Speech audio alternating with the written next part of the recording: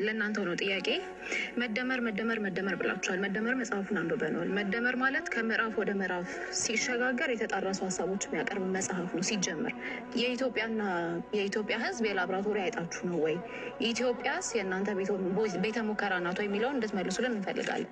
ሀገረ መንግስት ጋርም ሀገረ መንግስት ምን እንደሆነ የምታውቁ አይመስለንም፣ በተግባራችሁ ተደጋጋሚ ስላረጋገጻችሁት። ወጣትም ስለወጣት ትጠቅሳላችሁ። ለወጣቱ የስራ እድል የወጣት ሀገር አድርገናታል። ስለ የትኛው ወጣት ነው የምታወሩት?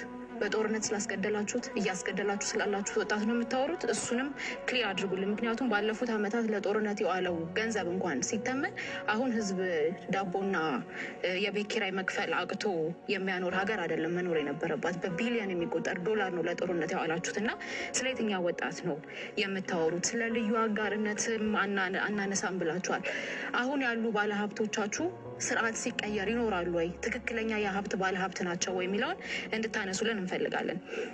ከውጭ ጥገኝነት የተላቀቀ ኢኮኖሚ የሚለውም ኮረም ሳይሞላ በፓርላማ ደረጃ የአይኤምኤፍን ጉዳይ አስወስናችሁ የወርልድ ባንክ ብድር አስወስናችሁ ኮረም ባልሞላበት ሁኔታ በየትኛው መስክ ነው ኢትዮጵያን ከእዳ ወደ ምንዳ ያሸጋገራችኋት? ምክንያቱም ፎርሹር ብር ዲቫሉዌት ሲደረግ በተደጋጋሚ የመኖሪያ ኮስት እና አጠቃላይ ኢንፍሌሽኑ እንደሚጨምር አጣችሁት አይደለም ሙያችሁም ስለሆነ እና ኢትዮጵያ እናንተ የቤተ ሙከራ አይጥናት ወይ? በምዕራፍ እንኳን ሲከፋፈል የተጣረሰ ሀሳብ የሚያቀርብ መጽሐፍ የጻፉ ፕሬዚዳንት ይዛችሁ ኢትዮጵያን መርተናታል የምትሉት በምን አይነት መስፈርት ነው የሚለው እንድትመልሱልን እንፈልጋለን።